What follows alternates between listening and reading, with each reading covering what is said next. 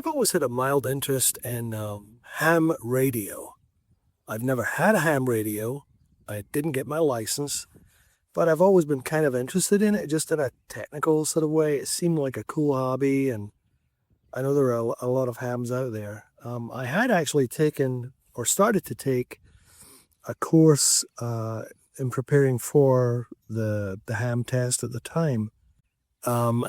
This is back in like the 1990s, late 90s, and I had got through a couple of classes.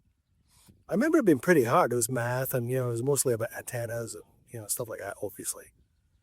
And you had to learn. I think at that time you had to learn Morse code. I don't know if you still have to do that or not.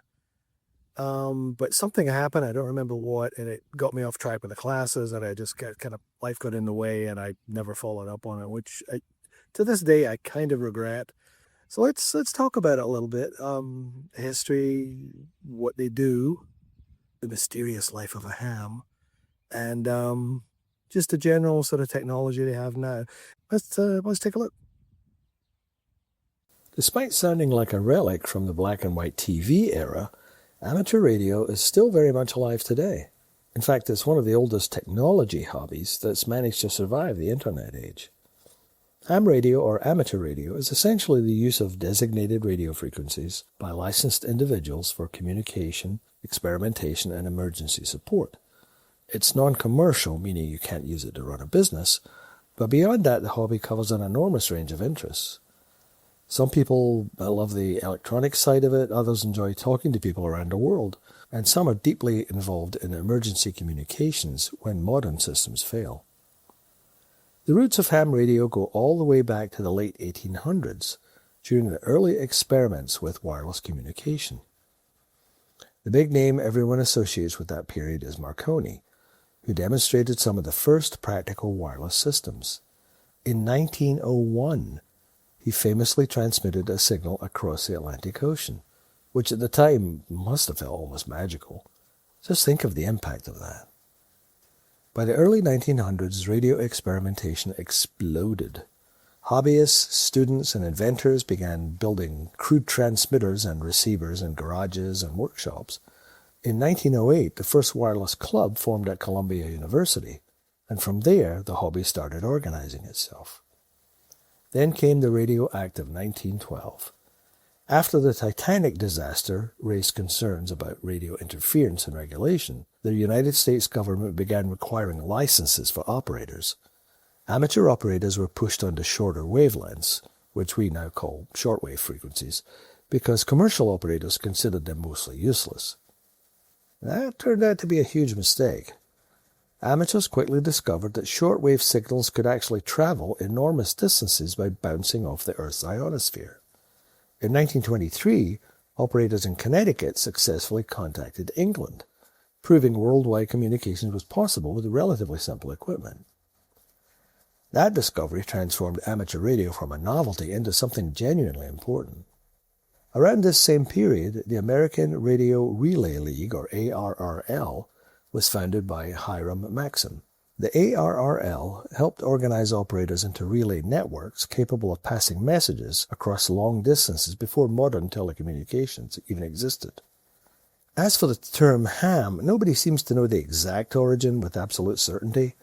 One popular theory is that the professional telegraph operators of the time originally used ham as a slightly insulting term for amateur operators they considered unskilled. But like a lot of nicknames, the amateur community embraced it and made it their own. By the 1910s, ham radio had become common terminology. Now, if you compare a typical ham radio setup from the 1940s or 50s with one today, the difference is, pretty incredible.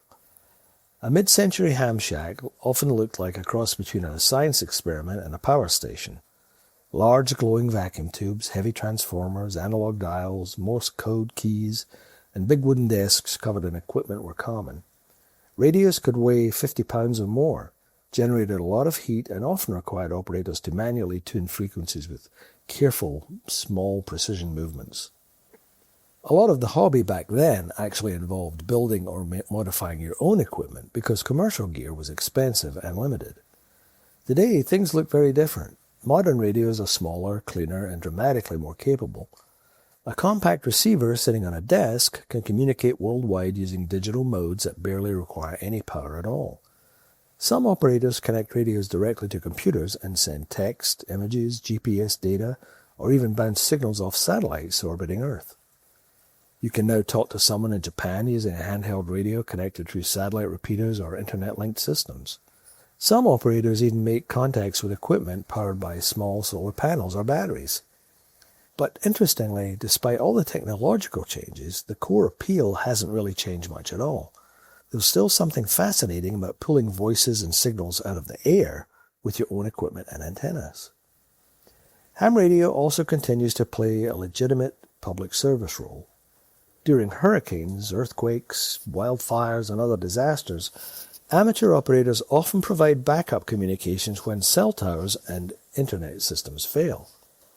That's one reason emergency management agencies still work closely with local ham radio groups. Globally, there are over 2 million licensed amateur radio operators, with especially large communities in the United States, Japan, and Europe. In the US alone, there are roughly 750,000 licensed operators. Getting a license today is actually much easier than many people assume. In the United States, the Federal Communications Commission oversees amateur radio licensing. There are currently 3 main license levels: Technician, General, and Amateur Extra. The Technician license is the entry point. It requires passing a multiple-choice exam covering basic radio theory, safety, and regulations. Morse code used to be mandatory for licensing, but that requirement was dropped years ago.